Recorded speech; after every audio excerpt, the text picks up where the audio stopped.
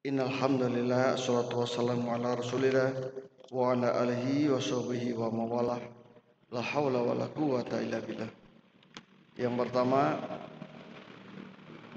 kita bersyukur malam ini masih bisa bersama-sama melaksanakan sholat tarawih. Bukan sholat tarawih terakhir, karena kita ingin sholat tarawih di tahun yang akan datang ya. Kita ingin sholat tarawih di tahun-tahun yang akan datang. Ini hanya tahun ini atau bulan ini saja. Tapi tetap aja sholat tahajud mah kita teruskan. Sebelum itu, sehubungan dengan wafatnya Bapak Tengku Zulkarnain, Wakil Sekjen MUI tahun kemarin, mari kita berdoa. Allahumma gfirlahu warhamhu wa'afi wa'fuanahu wa akrim nujulahu wa wasim madkhalahu wa nawir qabrahu wa nawir qabrahu wa nawir qabrahu. Allahumma la tahrimna ajrahu wa la tabtinna ba'dahu waghfir lana wa lahu. Yang kedua, doa ditujukan untuk saudara-saudara kita di Palestina yang sedang tembaki, sedang dibunuh, sedang disiksa, dikejar-kejar orang-orang Yahudi. Orang Yahudi itu sejak dulu adalah orang yang paling jahat di dunia. Orang yang paling jahat di dunia. Bahkan Quran sendiri itu menyatakan, walan tardua antal yahud hatta tatabi'a millatahum. Tidak akan ridho orang-orang Yahudi, tidak akan suka kepada kita itu sebelum kita menganut agama mereka. Caranya adalah dengan berbagai-bagai halus maupun kasar, melanggar HAM maupun tidak, menembaki orang yang sedang ibadah, membunuh orang di masjid adalah pelanggaran HAM berat. Tapi mana negara-negara yang mengusung HAM itu ngomong atau ikut mencegah? Karena HAM itu sendiri dibentuk, dibuat, diciptakan oleh orang Yahudi. Kadang-kadang kita itu gemes gitu ya, ambek, nyedek, tenaga mindek, marah kita.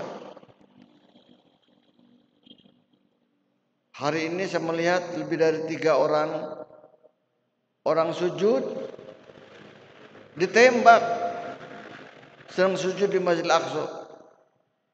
Seorang perempuan diborgol, perempuan muda, tapi tetap tercium. Yang lain ditembaki, dikejar-kejar. Tidak boleh ada yang itikaf. Ya Allah, engap. Saya 3 tahun lalu ke sana, terbayang gitu. Mau ke masjid sendiri kok minta izin ke Yahudi gitu. Kan aneh. Masjid kita izin ke Yahudi. Jika Bapak mau pulang ke rumah, kudu izin ke tetangga, ke batur. Kan aneh gitu. Aneh. Jadi kita doakan semoga orang-orang Yahudi itu dilaknat Allah, dihancurkan, dan Allah melenyapkan mereka. Setelah Allah membantu orang-orang Muslim di Masjid Aqsa di Palestina, semoga diberi kekuatan, diberi barokah, serta banyak orang-orang yang siap membantu. Kita itu diharapkan, malah sudah dipanggil oleh Erdogan, ayo Jakarta, Indonesia, bantu.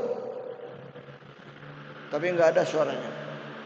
Erdogan sudah teriak-teriak di Turki.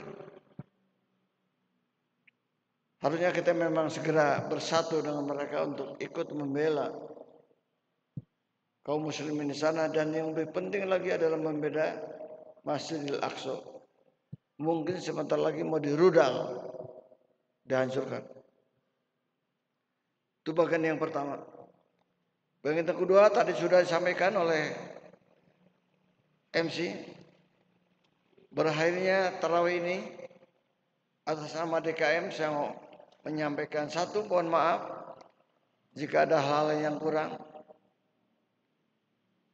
Mungkin ada yang tersinggung ketika saya harus tegas. Tidak boleh anak-anak masuk. Tidak boleh tidak pakai masker. Mungkin ada yang tersinggung. Saya atur barisnya supaya rapi. Karena itu mohon maaf. Itu semua adalah untuk kita semua. Dan besok pun sholat id harus seperti ini. Jangan su'ul khotimah. Semua laki-laki masuk masjid ini dan di lapangan. Lapangan depan, kanan kiri. Laki-laki semua. Laki-laki semua. Bawa sajadah, bawa tikar.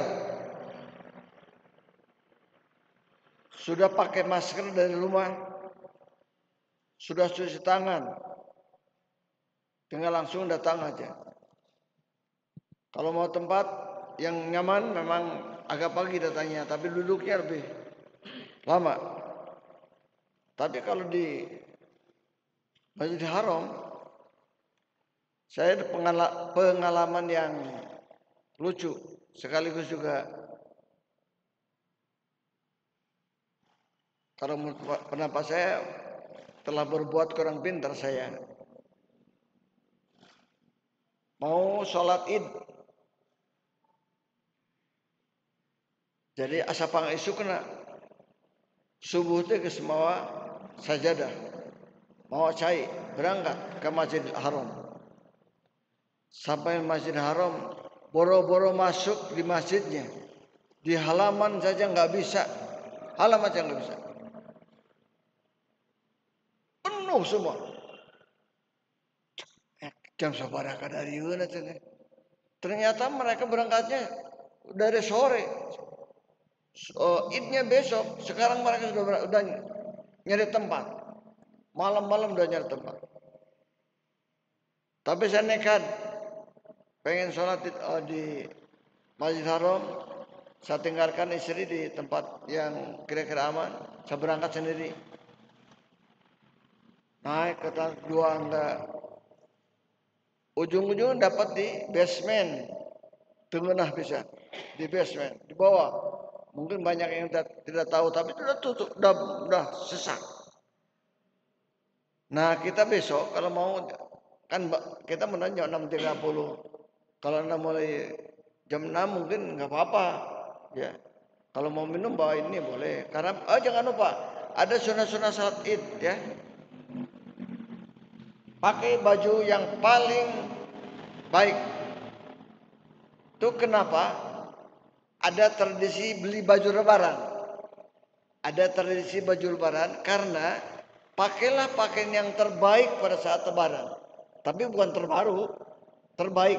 Nah menurut kita pakaian yang terbaik itu adalah baju baru. Pakai itu, jangan pakai kondangan saja. Tapi pakai ke masjid. Salat id. Pakai sarung yang terbaru, pakai minyak wangi yang kira-kira cukup, tidak terlalu kemana-mana. Sudah pakai masker, sudah cuci tangan. Berangkat, boleh berangkatnya dari jalan A, pulang ke jalan B.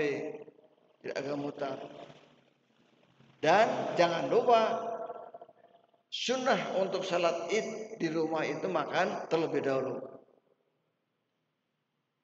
Supaya menunjukkan bahwa kita sudah tidak puasa lagi. Sudah tidak puasa lagi. Ari sebut makan teh lain makan sangu. Udah gitu makan besar enggak usah. Kan kita, tapi kalau mau juga enggak apa-apa, mungkin kupat sudah matang ya. Kalau saya biasanya sebelum berangkat itu ngopi sama kue-kue lebaran.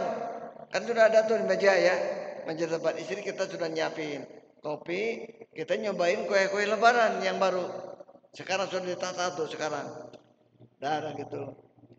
Lalu berangkat, nanti pulangnya baru ngupat tahu ngupat ya dengan gulai itu pulangnya. Pagi masa isi aja. Menunjukkan bahwa sudah tidak puasa lagi. Satu kita sudah fitr. Fitrah itu suci dan juga futur itu makan pagi ya. Artinya ke situ. Kemudian nah ini maupun laki-laki semua ya mayoritas. Jangan bawa rokok.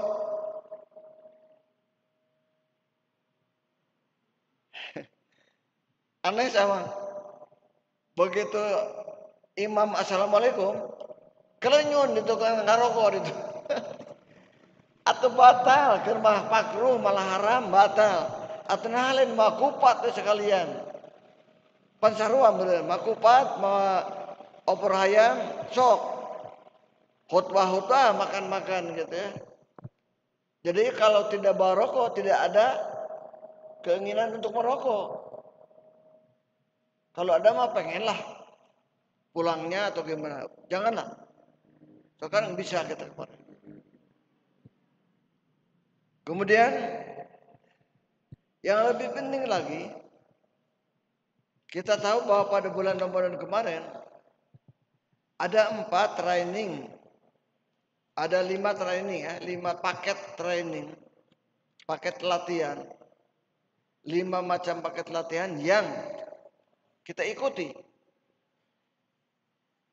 Kalau dalam bahasa Al-Quran, paket as-sabirin, was-sadiqin, wal-qanitin, wal-munfiqin, mustakbirin bil asad. 5. Paket yang pertama kemarin kita tuh dilatih dengan kesabaran. Sabar adalah menahan diri dalam menanggung suatu penderitaan, baik dalam menunaikan sesuatu yang diingini ataupun dalam bentuk kehilangan sesuatu yang disenangi. Tapi menghadapi Yahudi tidak boleh sabar, harus marah itu. Tidak ada perasaan solidaritas atau uhuwah kalau kita tidak marah. Berbagai pertunjukan diperlihatkan orang-orang Yahudi untuk kebiadaban mereka ya. Kita harus marah minimal. Dan minimal juga harus mengutuk mereka. Minimal juga kita mendoakan umat Islam selamat. Itu satu. Bisa enggak pada waktu setelah Syawal kita berbuat sabar, baik sabar dalam menghadapi musibah, sabar dalam mentaati ajaran Allah, dan lebih penting lagi adalah sabar untuk tidak melakukan maksiat. Itu yang paling besar. Sabar untuk tidak melakukan maksiat. Kemudian pelatihan yang kedua yang kemarin kita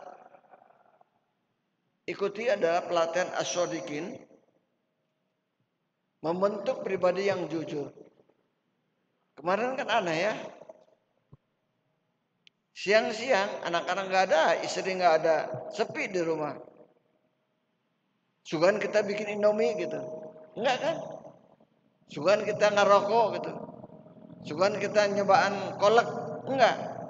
Nggak tahu bahwa kita sedang sahur. Hebat itu. Jujur. Kalau kejujuran ini dibawa dalam pemerintahan, dalam mengelola negara ini hebat banget. Bukan kebalik. Kita menyaksikan drama bagaimana Bupati Nganjuk dan kawan-kawannya, camat, perangkat desa ditangkap ngabling-ablingan, dibawa satu mobil dari Nganjuk ke KPK Jakarta. Ya Allah, di akhir tahun ya ditangkap gara-gara mereka gratifikasi katanya. Kasihan banget, kasihan. Kasihan yang sekaligus juga ya prihatin lah. Kemudian yang ketiga, paket al-qanitin. Taat kepada Allah. Ketaatan yang tidak usah kita dilihat orang lain, tapi kita sendiri. Kemudian, nah ini. Paket yang keempat, kita belajar sedekah. Wal munfiqin, belajar infak. Kan tadi Kan yang 2000 terus. Tapi besok lusa setelah Syawal pun kita tetap. Kita sedekah itu dalam keadaan lapang, kaya ada, ataupun dalam keadaan sempit, miskin atau tidak ada. Berapa aja kemampuan kita. Alhamdulillah, rezeki jamaah Darul Hikam pada akhir-akhir kemarin bukan main. Pada awal-awal masuk Ramadan nggak punya uang, nggak punya. Kemudian saya membuat KWA, butuh duit nih, paling sedikit 50 juta untuk modal sabulanan. Sesuatu yang sangat kecil, malu sebenarnya, malu. Ya teman-teman, terutama yang jemaah kuliah subuh, ngasih, ada yang 500, ada yang sejuta, ngasih. Punya modal kalau nggak salah 12 juta tuh pada tanggal 1 teh. Wah, cukuplah untuk 3 hari. Nanti 27 harinya nanti lagi mikir lagi. Yang aneh nih, ketika lili kurang, saya umumkan juga kepada jemaah, kita akan sholat, akan itikaf pada malam-malam ganjil, dan kalau bisa kita sahur berjamaah. Itu ada, Pak, ada nih uang, kumpul ada 5 juta, bisa mungkin katanya. Ya, bisalah, kira-kira untuk 50 bungkus. Sahur pada malam-malam 21, 23, 25, 27, 29, 50 bungkus. Saya umumkan, pada malam 25 ada yang ngasih lagi. Pak, kasihan jemaah Bapak itu lebih dari 100. Kalau jemaah itikaf teh, mungkin ada 150. Saya ngasih katanya, dikasih lagi. Dan akhirnya kita bisa memberikan sahur gratis untuk 150 sampai 170 orang. Pada malam 27, 29, 25, 27, 29. Alhamdulillah, karena itu terima kasih banget kepada bapak-bapak yang telah menyumbang. Ya, terima kasih. Saya suka dan saya sampaikan ini sebagai bentuk transparansi pertanggungjawaban kami sebagai pengurus DKM ya. Habiskan, nanti ada lagi.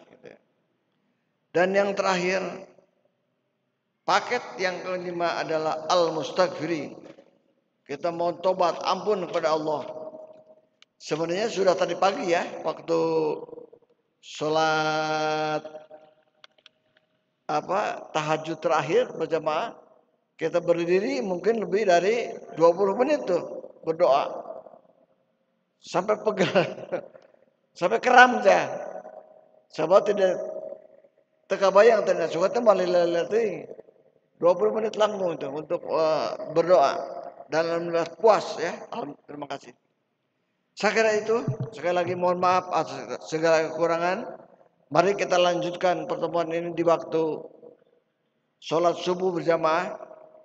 Jadi sholat ahad itu untuk kuliah subuh ahad. Ahad besok belum ada, tapi ahad yang akan datang lagi. Jadi minggu ketiga kalau nggak salah. Ahad minggu. Kita libur dulu, hanya sehari ahad itu. Selamat Hari Raya Idul Fitri. Minal aidin wal faidin. Taqabbalallahu minna wa minkum. Semoga dosa-dosa kita diampuni dan saya mohon dimaafkan. Assalamualaikum warahmatullahi wabarakatuh.